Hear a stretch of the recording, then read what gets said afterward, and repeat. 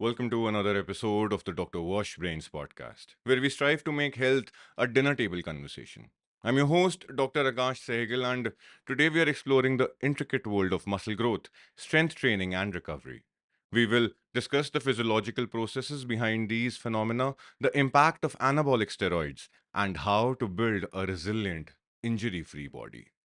But before we start, there is a very important message that I want to share with you that biology, especially medicine, is not a scenario where one sock fits all.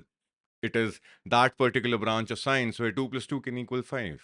Every every human being is different. Every human being has a unique set of genes, unless we are accounting for certain types of twin births.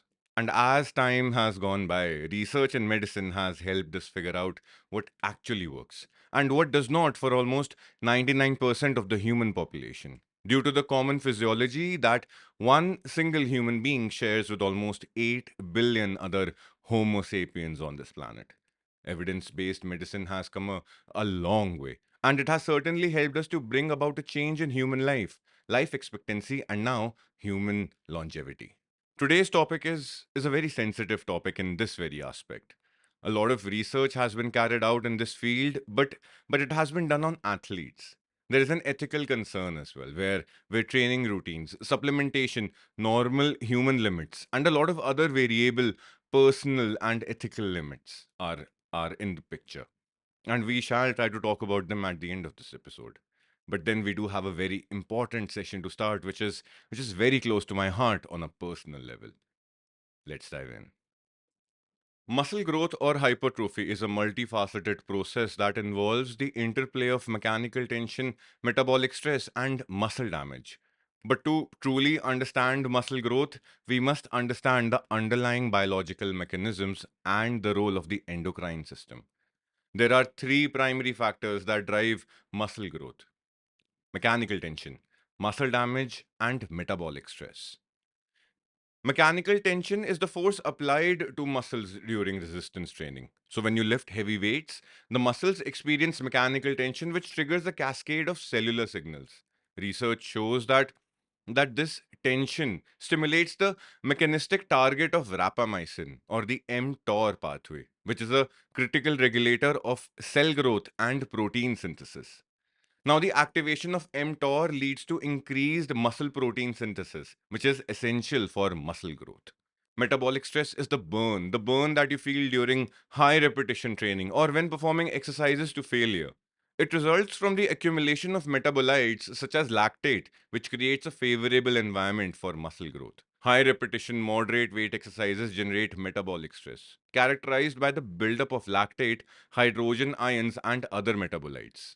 This environment promotes cellular swelling and the release of anabolic hormones like growth hormone and insulin like growth factor 1, GAH and IGF-1. A study published in the Journal of Applied Physiology found that metabolic stress can enhance muscle hypertrophy independently of mechanical tension. Muscle damage. See, muscle damage occurs when fibers are pushed beyond their usual limits, causing micro tears. This damage is repaired during recovery, leading to muscle growth. The process involves satellite cells, a type of stem cell which are activated to repair and build new muscle fibers. Research by Charge and Rudnicki in 2004 highlights the crucial role of satellite cells in muscle regeneration and hypertrophy.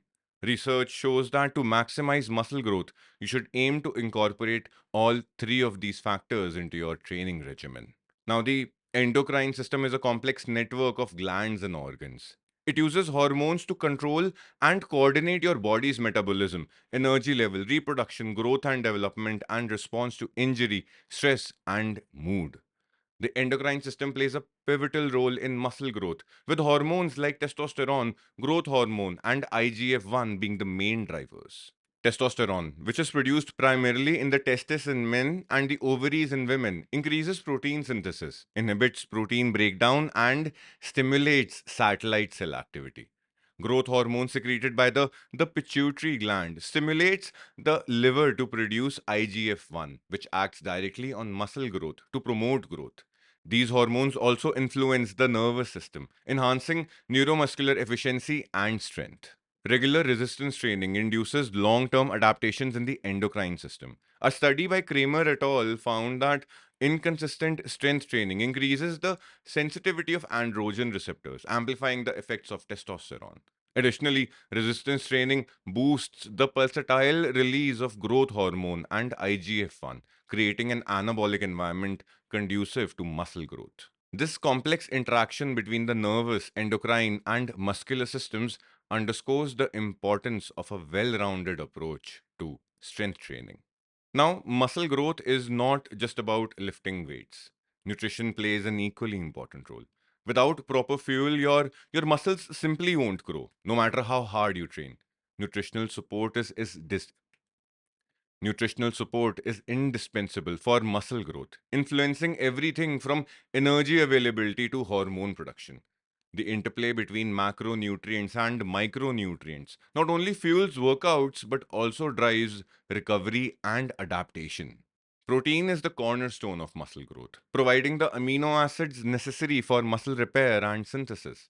The current recommendation for individuals engaged in resistance training is 1.6 to 2.2 grams of protein per kilogram of body weight per day, suggested by Morton in 2018. This protein intake should be distributed evenly across meals to maximize muscle protein synthesis. Leucine, which is an essential amino acid, is particularly important as it directly activates the mTOR pathway, enhancing muscle growth. Carbohydrates are the primary energy source during high intensity training. They replenish muscle glycogen stores, which are depleted during exercise. Post workout, a combination of carbohydrates and protein can accelerate glycogen replenishment and enhance muscle recovery. So, aim for a carbohydrate intake of 3 to 7 grams per kilogram of body weight per day, adjusted based on training intensity and your personal goals. I was talking to a friend rather recently who started on a cutting cycle, and he asked me pretty bluntly if I had ever been on a cut ever in my life. That thing has to hurt, to be honest. But regardless, that is what friends are for, I guess. So he was on his cutting cycle where he was taking a lot of supplements, all natural. But he complained of being drained out by the evening, totally washed up. I asked him to add some carbs to his diet, almost add 120 grams more because he was not taking what is optimum for him. Remember, this is all very personalized workup. You can never copy anyone's diet plan and trust it to work for yourself. If it does, great for you. If not, tweak it for yourself. There are way too many resources available online. Now this guy took my advice. He added the carbs and the lethargy, the washed up, the drained out feelings were gone. See, proteins will build your muscle, but you need carbs to train that muscle. Fats, particularly unsaturated fats, play a crucial role in maintaining hormonal balance. Omega 3 fatty acids found in fish oil have been shown to reduce muscle inflammation and improve recovery. Additionally, dietary fat is essential for the production of testosterone and other anabolic hormones. Aim for a balanced diet that includes a mix of unsaturated fats, such as those found in nuts, seeds, avocados, and olive oil. Micronutrients like vitamin D, magnesium, and zinc are vital for muscle function and recovery. Vitamin D, for instance, is involved in calcium absorption and muscle contraction. Studies show that adequate vitamin D levels are associated with greater muscle strength and reduced risk of injury. Magnesium plays a role in muscle relaxation and protein synthesis, while zinc is crucial for testosterone production and immune function. For instance, without adequate vitamin D, the body absorbs no more than 10 to 15% of the dietary calcium. In the elderly who take gastric acid inhibitors, research has shown that their vitamin B12 uptake to slow down. That is why it is said that you should never take gastric acid inhibitors without the advice of a medical practitioner. This absorption cascade fails, and all you are left with is empty medicine blister packs, money wasted, and more to be spent on to treat whatever you have contracted. If you have stomach issues, get them checked ASAP. Now, hydration is often overlooked, yet it is critical for optimal performance and recovery. Dehydration can impair muscle function, reduce strength, and delay recovery. A study published in the Journal of Strength and Conditioning Research found that even mild dehydration can decrease muscle strength and endurance. Ensure you're drinking enough water throughout the day and additional intake during and after workouts to replace lost fluids. Now that we have covered the basics of muscle growth and the importance of nutrition, let's dive into the mechanics of strength training. Strength and muscle size are closely related, but they are not the same. While muscular hypertrophy focuses on increasing the size of your muscle, strength training is all about increasing your ability to exert force. Size does not equal strength. The cornerstone of strength training is progressive overload. This principle states that to get stronger, you need to gradually increase the amount of resistance your muscles are subjected to. This could mean increasing the weight you lift, the number of repetitions, or the intensity of your workouts. Now, how often should you train for strength? Research suggests that training a muscle group 2 to 3 times per week is optimal for both strength and size. However, the volume and intensity will vary depending on your goals. For pure strength, lower reps with higher weights are generally recommended, whereas for muscular growth, slightly higher reps with moderate weights might be more effective. Now, when it comes to building strength, compound movements are your best friend. Exercises like squats, deadlifts, bench presses, and pull ups involve multiple muscle groups and joints, allowing you to lift heavier weights and stimulate more muscle fibers than isolation exercises. Periodization, or the systemic planning of your training, is another key concept in strength training.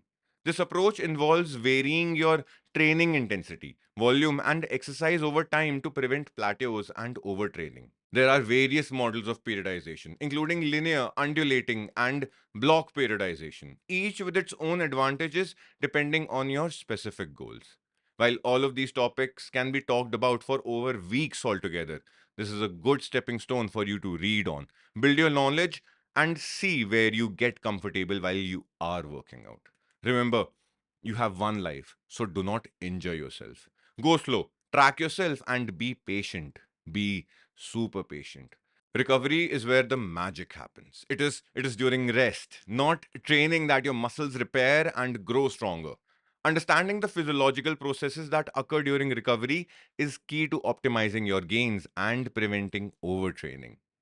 See, sleep is the cornerstone of recovery, with deep sleep being particularly important. During sleep, the body releases growth hormone, which is critical for tissue repair and muscle growth. A study by Ma and others found that increased sleep duration improved athletic performance, reaction times, and mood, underscoring the importance of adequate rest. Aim for 7 to 9 hours of sleep every night to maximize recovery. But again, like how I have said in the beginning of this podcast, everything is supposed to be personalized. For example, like sometimes I have 9 hours of sleep, 9 hours of good sleep. But in the morning, I still wake up drained. I still wake up stressed. But sometimes I've got like 4.5 hours of sleep. I wake up fresh. Again, each and every single individual will respond differently to each and every single action. The autonomic nervous system, specifically the parasympathetic branch, plays a vital role in recovery. After intense exercise, the body needs to shift from the sympathetic fight or flight mode to the parasympathetic rest and digest state. This transition promotes recovery by slowing the heart rate, reducing stress hormone levels, and enhancing digestion and nutrient absorption. Techniques such as deep breathing, meditation, and yoga can simulate parasympathetic activity and accelerate recovery. Active recovery involves engaging in low intensity activities like walking, swimming, or yoga on rest days. These activities increase blood flow to muscles, facilitating the removal of metabolic waste products and delivering oxygen and nutrients to tissues. A study in the Journal of Sports Sciences found that active recovery significantly reduced muscle soreness and improved performance in subsequent workouts. Now, incorporating stretching and mobility work into your routine can also enhance recovery by improving flexibility and reducing muscle stiffness. Techniques like foam rolling and dynamic stretching are particularly effective. The lymphatic system, often overlooked, plays a crucial role in recovery by removing waste products from the body. Unlike the circulatory system, the lymphatic system relies on muscle contractions to move the lymph fluid. Engaging in gentle movements and staying hydrated can help stimulate lymphatic flow, reducing inflammation and speeding up recovery. The timing of nutrient intake can significantly impact recovery. Consuming protein and carbohydrates within 30 minutes to 2 hours post workout can enhance muscle protein synthesis and replenish glycogen stores. This period, often referred to as the anabolic window, is when the body is most responsive to nutrient intake, including foods rich in antioxidants such as berries and leafy green vegetables. It can also help reduce oxidative stress and muscle damage. Now, certain supplements can also support recovery. Creatine, for example, has been shown to enhance recovery by replenishing ATP stores, the primary energy source for muscle contractions. Branched chain amino acids or BCAAs may reduce muscle soreness and accelerate recovery, though their benefits are more pronounced in those who do not consume enough protein through their diet. Cold therapy, such as ice baths or cold showers, can reduce inflammation and muscle soreness after intense workouts. Conversely, heat therapy can increase blood flow and promote relaxation, which can also aid in recovery. The key is knowing when to use each. Cold therapy is generally best immediately after intense exercise, while heat therapy is more effective later in the recovery process. Do I believe in this difference of temperatures? A little. Have I tried it? Not religiously. Will I advise it? No. Why? Because I have not tried it. Will I stop somebody from doing it? No. There is a lot of research around this, and whatever anybody feels comfortable with, I do not have a problem with it. If it gives you sustainable and healthy results, do it. Now, let's shift gears and talk about how muscle growth and strength training differ between men and women. While the basic principles are the same, there are some key differences in how each gender responds to training. Testosterone plays a significant role in muscle growth, and men typically have higher levels of this hormone, which contributes to greater muscle mass and strength potential. However, women can still build significant strength and muscle. It just happens at a different rate and in different patterns.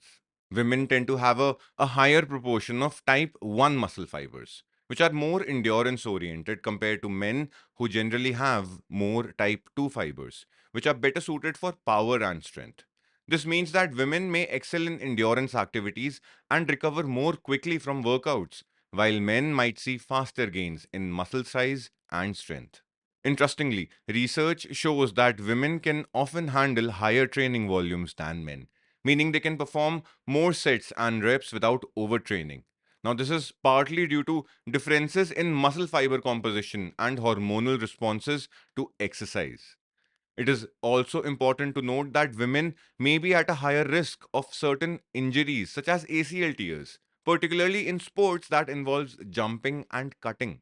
Strengthening the muscles around the knees, improving balance, and incorporating proper warm up routines can reduce this risk. There's also a psychological component to consider. Societal norms and expectations can influence how men and women approach strength training. It is important for everyone, regardless of gender, to focus on their individual goals and not to be swayed by external pressures. For women, focusing on compound lifts, incorporating higher volumes, and not shying away from heavy weights can lead to significant gains in strength and muscle mass. Men, on the other hand, should ensure they balance their training with adequate recovery and consider incorporating more endurance work to complement their strength training.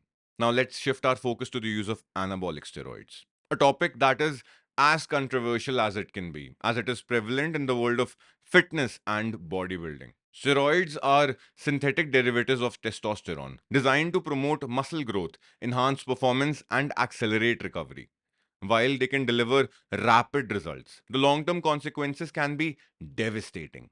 Steroids can significantly increase muscle mass, strength, and endurance by enhancing protein synthesis and reducing muscle breakdown. A landmark study in the New England Journal of Medicine demonstrated that testosterone enanthate increased muscle size and strength even without exercise. This anabolic effect is why some athletes and bodybuilders are tempted to use these substances to achieve their physique goals faster. However, the benefits come at a high cost. Steroid use is associated with a range of serious health risks. Cardiovascular issues are amongst the most concerning, as steroids can increase LDL cholesterol while lowering HDL cholesterol, leading to a higher risk of heart diseases and stroke. Liver damage is another significant risk, particularly with oral steroids, which can be hepatotoxic, leading to conditions like liver tumors and cirrhosis. Steroids also affect the endocrine system. When external testosterone is introduced into the body, natural testosterone production decreases, often leading to testicular shrinkage, infertility, and impotence in men. Women may experience masculinization, such as a deeper voice, increased body hair, and disruptions to their menstrual cycle. The psychological effects of steroids are equally concerning. Roid rage, characterized by sudden bouts of aggression and irritability, is a well documented side effect. Research published in the American Journal of Psychiatry suggests that anabolic steroids can increase aggression, paranoia, and mood swings, contributing to impulsive and even violent behaviors. Steroid use has also been linked to depression and anxiety, particularly during withdrawal, as the body struggles to restore natural hormone levels. A significant use with steroids is the potential for addiction. Users may develop a psychological dependency driven by the fear of losing their gains, their muscle size when they stop. The Journal of Substance Abuse Treatment reports that many individuals continue using steroids despite adverse physical and psychological effects, mirroring the behaviors seen in other substance abuse disorders. Despite these risks, steroid use is becoming increasingly common, particularly in gym culture. A study published in the Journal of Sports Science and Medicine found that between 3 to 4% of gym goers regularly use anabolic steroids, with the numbers higher among those involved in competitive bodybuilding. This rising trend is fueled by societal pressure to achieve an ideal physique, with social media often glamorizing unrealistic body standards. In most countries, steroids are controlled substances, illegal to possess or distribute without a prescription. Athletes caught using steroids face severe penalties, including bans from competition and damage to their reputations. Moreover, using steroids without medical supervision can exacerbate health risks and lead to irreversible damage. Now, let's talk about the best practices for building a strong, injury free body without the need for steroids. Injury prevention should be at the forefront of any training program, as an injury can derail your progress and affect your long term health. Maintaining joint mobility and muscle flexibility is crucial for injury prevention. Incorporating dynamic stretching before workouts and static stretching afterwards can improve range of motion and reduce the risk of strains and sprains. According to a study in the British Journal for Sports Medicine, regular stretching can also enhance overall muscular performance by increasing elasticity and neuromuscular coordination. A strong core is the foundation of a well balanced body. Before we move on, core just does not mean your abs. It also means your lower back and everything in between your abs and your lower back. See, the core muscles stabilize the spine and pelvis, reducing the risk of lower back injuries.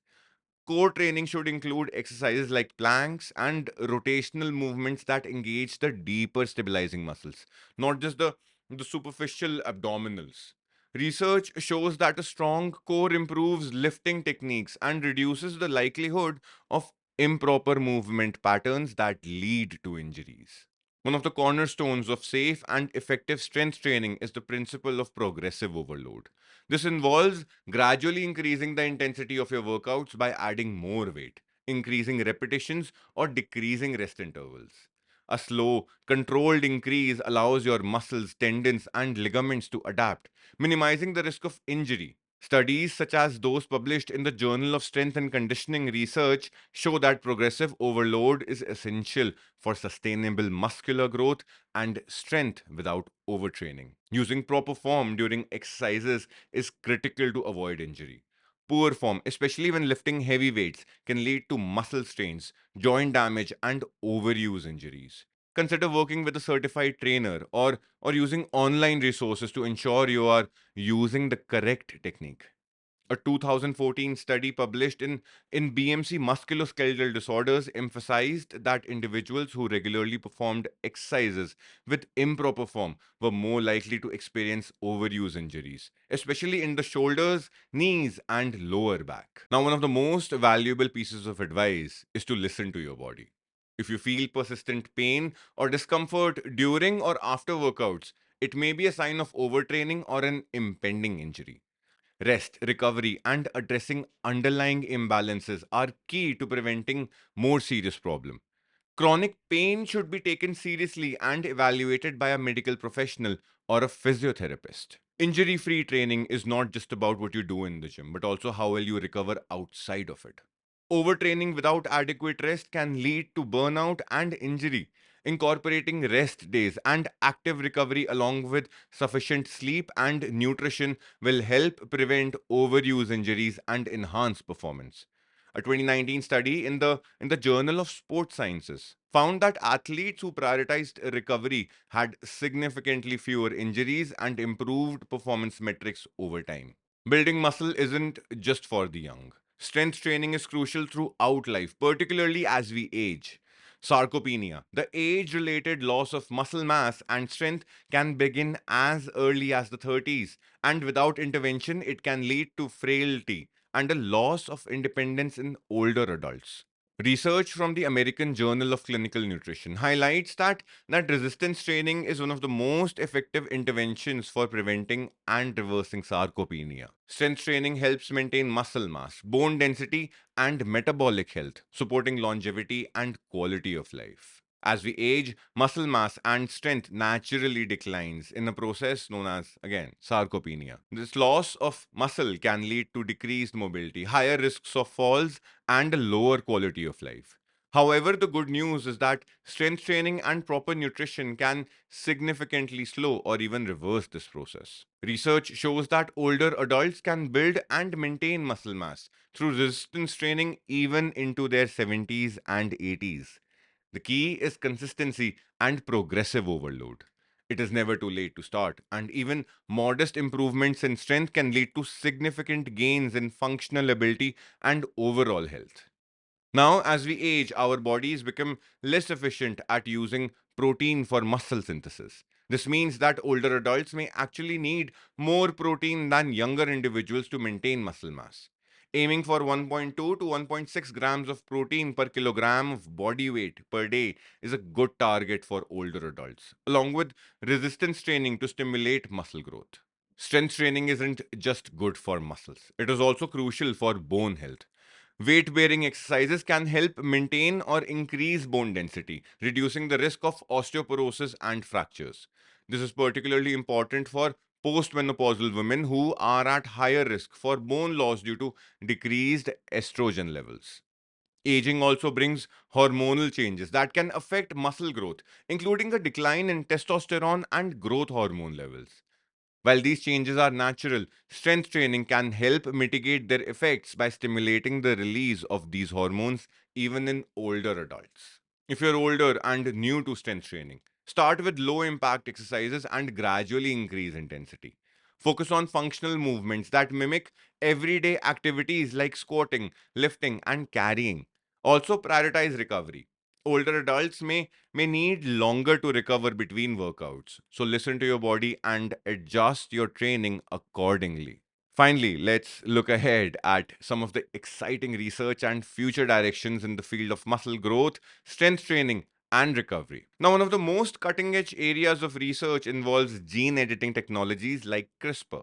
Scientists are exploring how we might one day use these tools to enhance muscle growth or even reverse muscle wasting conditions like muscular dystrophy. While we are still in the early stages, the potential is enormous. AI is another frontier with exciting possibilities. By analyzing vast amounts of data, AI could help create highly personalized training programs that optimize muscle growth and recovery based on an individual's unique genetics, lifestyle, and goals. In the realm of nutrition, research into new supplements continues to evolve. For example, myostatin inhibitors, which could theoretically increase muscle growth by blocking the action of the protein myostatin, are being studied. However, it is important to note that while these ideas are promising, they are still largely in the experimental phase. And we need more research to understand the long term effects. Now, it is important to acknowledge the limitations of current research. Much of the science around muscle growth is based on studies conducted in controlled environments, often with young, healthy individuals. This means that the results may not always apply to everyone, particularly older adults, women, or those with certain health conditions. Additionally, while we have a good understanding of how to promote muscle growth and strength, we are still learning about the optimal ways to do so over a lifetime and across different populations. Looking ahead, we can expect to see more research focused on the long term impacts of strength training and muscle growth on overall health, including its effects on longevity and quality of life. We are also likely to see more studies exploring the role of the gut microbiome in muscle health, as well as the potential for using wearable technology to monitor and optimize training and recovery in real time. Before we wrap up, let's summarize some practical takeaways from today's discussion. Gradually increase the intensity of your workouts to build strength and muscle, which is progressive overloading. Ensure you're consuming enough protein, carbohydrates, and healthy fats to support muscle growth and recovery. Sleep, active recovery, and proper hydration are crucial for muscle repair and growth. Tailor your training to your specific needs, whether you're a male or a female, young or old. Remember, muscle growth and strength are lifelong pursuits. Whether you're 20 or 70, it is never too late to start or continue your journey. The benefits extend far beyond the gym, contributing to a longer, healthier, and more active life. To wrap up, the science of muscle growth, the strength training aspects of it, and recovery is vast and continually evolving.